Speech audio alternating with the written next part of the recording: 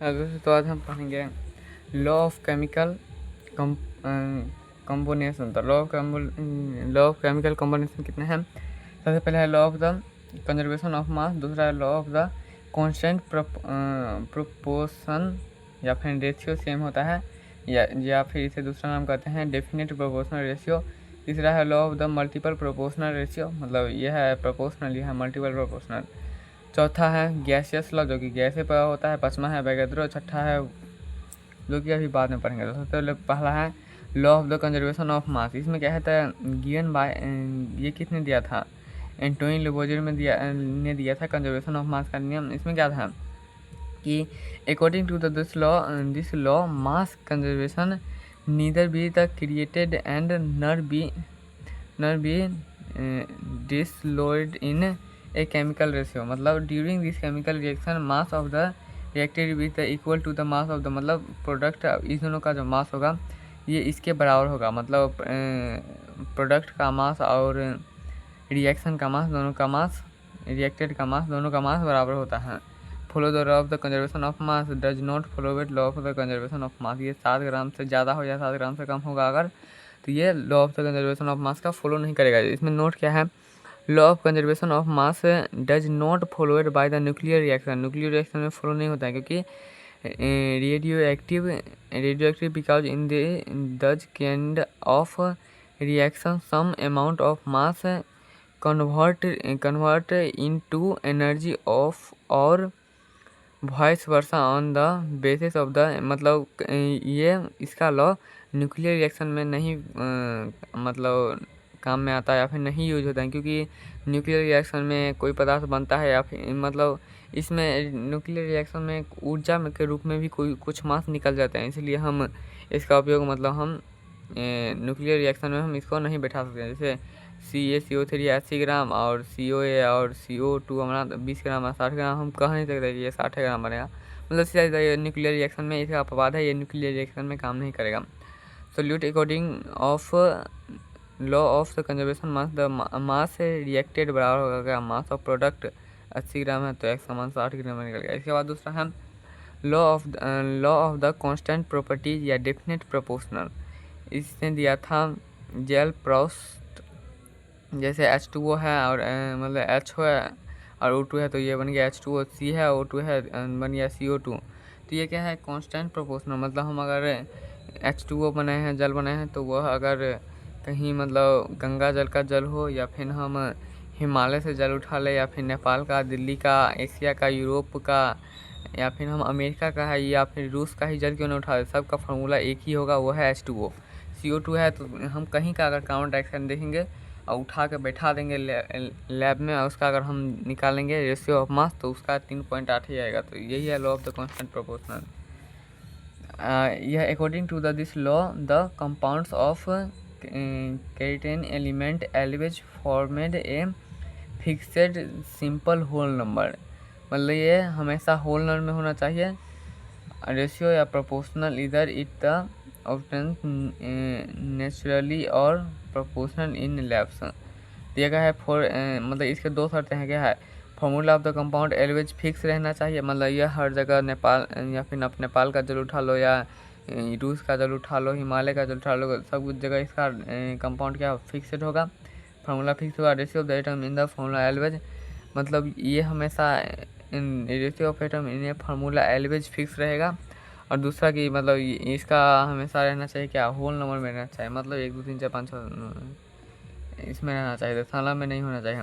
Law of multiple proportional क्या है? जैसे H2 है और O2 है तो इससे H2O बनता है और H2O2 भी बनता है, तो उसका अगर हम मास का रेशियो देखेंगे तो मास का रेशियो 2.216 और 2 सिंपल रेशियो करेंगे तो 1 8 और 1 16 आएगा। तो इसमें क्या है?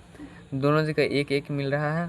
कोई भी चीज़ अगर रेशियो सेम होगा ना तो ये हो जाएगा मल्टीपल प्रोपोर्शनल। जैसे यहाँ पे CO2 में, CO में और CO2 में 3 3 का रेशियो सेम है तो ये होगा multiple proportional. N2 NO N2O और N2O4 N2O5 में अगर देखेंगे 7 4 7 8 7 12 7 16 7 20 सब में 7 7 है तो ये होगा मल्टीपल प्रोपोर्शनल। तो according to this law the multiple proportional when two different elements are the component and the formed more than one type of the compound, them mass ratio of one element are fixed and other will be changed. मास इसका एक fix रहेगा, जैसे 1.8, 3.16, 5.16, इसमें कोई ratio लग रहा है तुम्हें नहीं है रेशियो, तो ये नहीं होगा।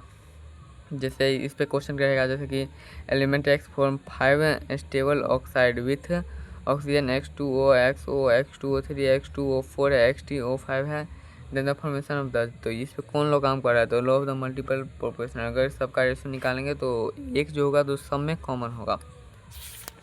इसके बाद आगे है तो क्वेश्चन, अगर जगह law of the conservation of mass invalid for, तो मास किस में इनवैलिड हो जाता है, न्यूक्लियर रिएक्शन में, क्योंकि उसमें कुछ जो मास होता है वो ऊर्जा के रूप में निकल जाता है।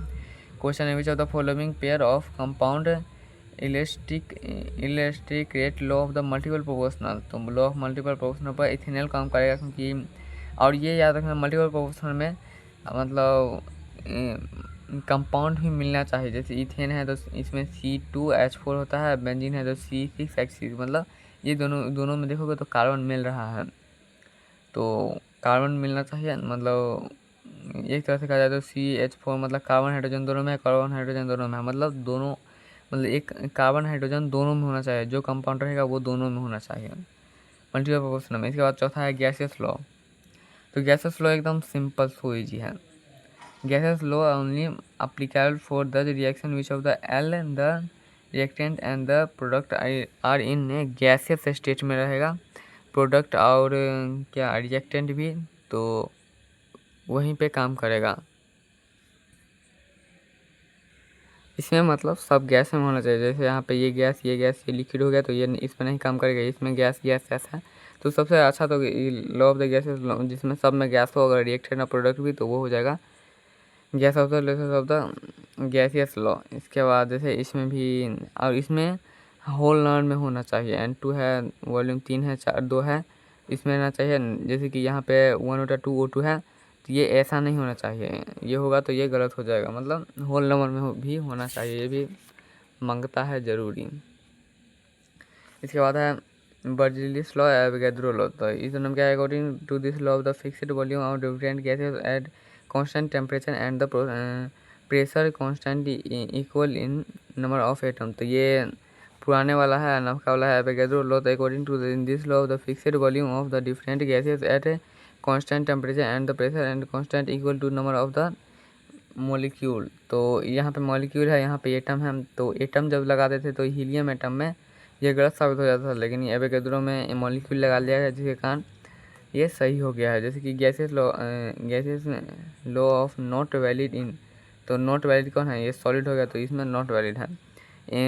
Equal volume of the different gases and different temperature and the pressure have, तो इसमें हमेशा याद रखना कि एवोगैड्रो में हमेशा तुम्हें परिभाषा ही पूछेगा, मतलब जब तक पूछेगा परिभाषा, इसका उदाहरण बहुत ही कम पूछता है, मतलब एग्जाम्पल। तो ये अब क्या है, इक्वल एटम, इक्वल मास, इक्वल डेंसिटी, इक्वल मॉलिक्यूल, तो पता ही है क्या होगा।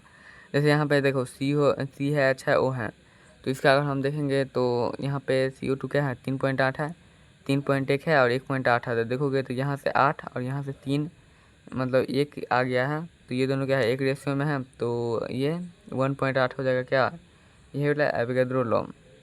तो if reaction two different compound with one same atom if equal to the ratio of the third compound then it is no as a law of the required properties, तो इसमें जैसे CO2 है तो मतलब ये दोनों मतलब यहाँ पे मिलेगा, रेशियो हमेशा मिलेगा, उल्टा हो या सीधा हो। तो अब जैसे यहाँ पे H है, SH है, O है, SO3 है, H2S है, H2O है, तो इसका क्या होता है 2:3, 1:16, यहाँ पे बन रहा है 1:8, तो एक इसमें है लेकिन 8 इसमें है नहीं है, तो ये होगा डज नॉट फॉलो इट।